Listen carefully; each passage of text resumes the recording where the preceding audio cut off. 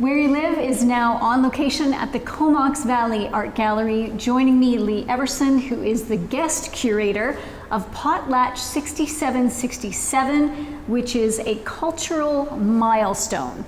It has led to an exhibit called The Copper Will Be Fixed.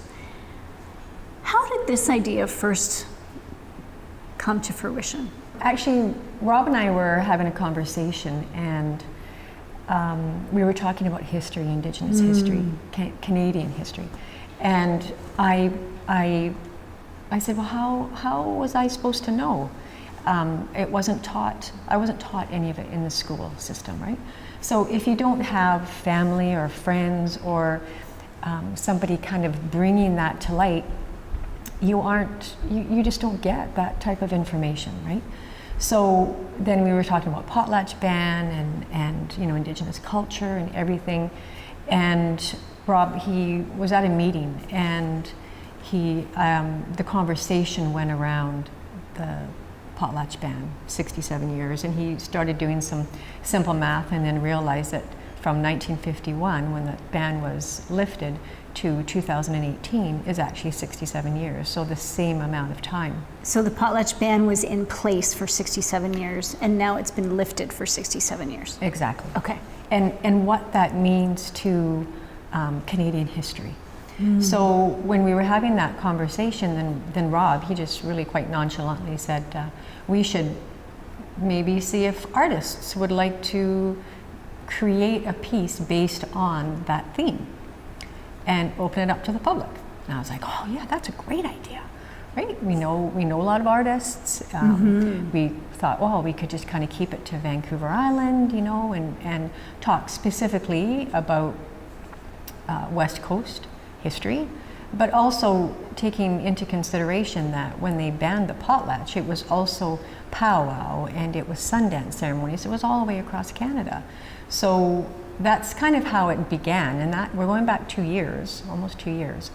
And from then it was like, well, who do you think we could work with? And of course the art gallery, Comox Valley Art Gallery, came to mind.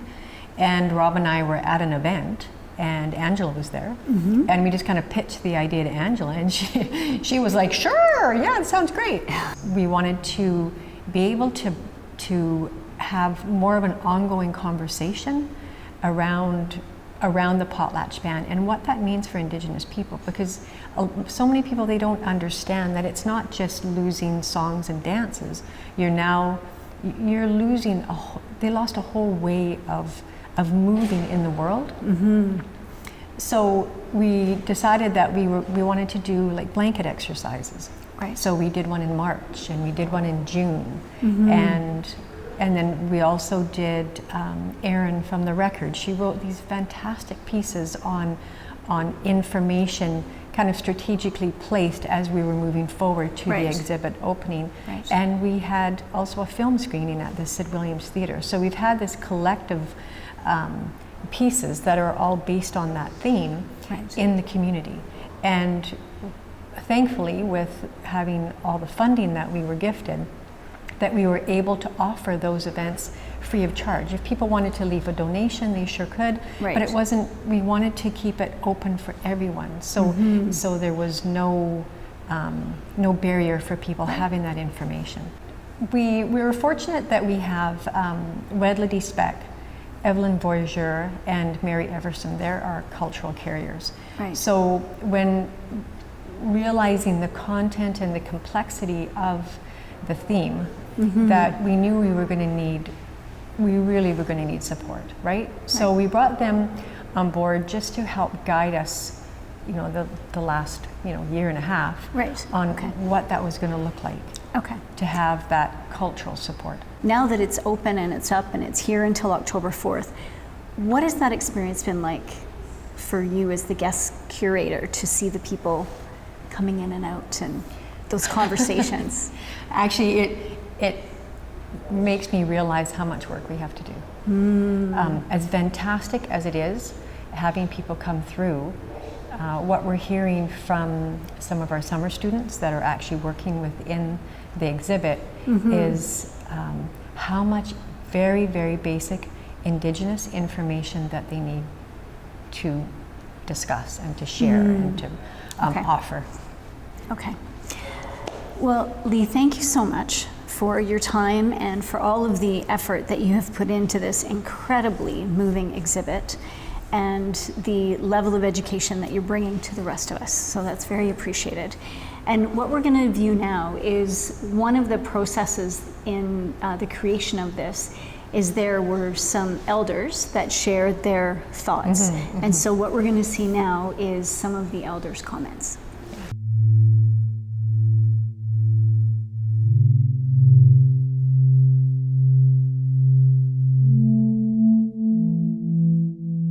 Could you introduce yourself, please? I am Evelyn from Kinkom Inlet. One of my traditional names is Gilgilishilak and Zawadeino. That's what my tribe is, from the Wolf clan in Kinkom. What is your earliest memory of what it was like not being allowed to practice your culture? I guess it was when I went to the residential school. I was going on to 10, because we still practice it, even though we were not allowed, you know. So when I went to the residential school, I couldn't do any of it. It was like,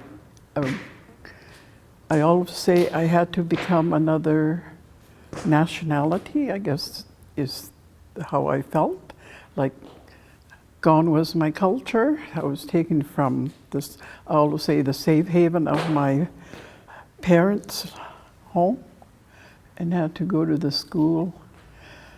We weren't allowed to speak our language. We weren't allowed to eat our food. And my brother was on the other side of the big school. I wasn't even allowed to communicate with him. So there was a lot of losses that we began to feel. And I think the best part of it was we still got to see our parents, which the other children didn't, because they came from up north. They didn't see their family, sometimes for a whole year. So, yeah. I guess I used to wonder why. What was wrong with our way? Why are they making us change it? Why are they now telling us our culture was wrong? Because that's one of the things the church taught us. There's a lot of Christianity involved in the residential school.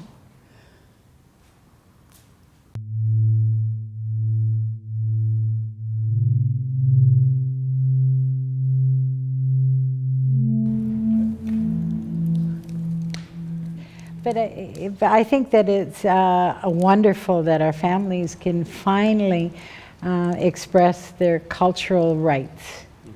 And it's a right that we've had from time immemorial. When our Namimas first started at the beginning of time, our ancestors established, and it grew into what we have today, that's available today. It would take us days to go through all the different ceremonies and all the different dances that we're privileged to have in our families.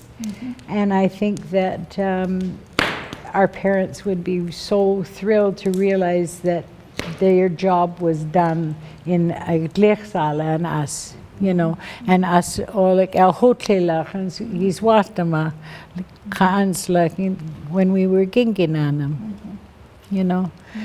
I know that my parents would have been just thrilled to see my grandchildren dancing, to see my children dancing, and being able to understand and comprehend the feeling that they had and the pride that they had before. Yeah, you know, I think in terms of the place that I stand today with the Cook family, you know, they had been out of the system for 90 years, you know, and so, you know, it took a lot of research, you know, and it took a lot of talking with elders and, you know, family to get to a place where we felt comfortable to express ourselves through the potlatch, eh? And so one of the things I was always aware of is that I came from a very large family, and so we wanted to make sure that we respected the eldest of the family down to the youngest, and that people who were to dance would be reflective of all those ancestors, eh? And I tell you, the beauty of this was just watching the children. You know, like when they would dance and get a name, like it's like a light shone brightly. Oh, it's beautiful. Like they felt like proud, the chest went up. And so there was something about being able to dance and having a name that allowed that to take place, right? And it was worth every penny that you gave away. Yeah. Or every frustrating conversation you had. Really about the children.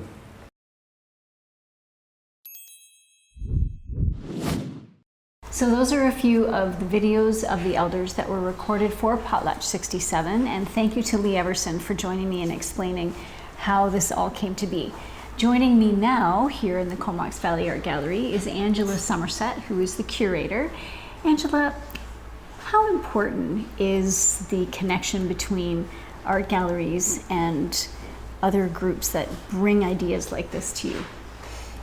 The gallery has been working in this way for a while now, where we collaborate with communities, we collaborate with other arts organizations to really flesh out issues that are relevant and important within the community. So when Rob and Lee brought the project idea to the gallery, we were really excited about the gallery being a space that could hold the kinds of investigations that they wanted to do. And we were also really excited about the idea of such diverse artists coming together within the gallery to share their stories. Potlatch 6767 is a cultural milestone, and it's here at the Comox Valley Art Gallery. The exhibit is called The Copper Will Be Fixed, and it's going to be here on display until October the 4th. I highly recommend everyone to come down and participate in this experience. Thank you so much to Angela Somerset and Lee Everson for sharing their thoughts. Coming up next, a new exhibit at another place. Stay tuned.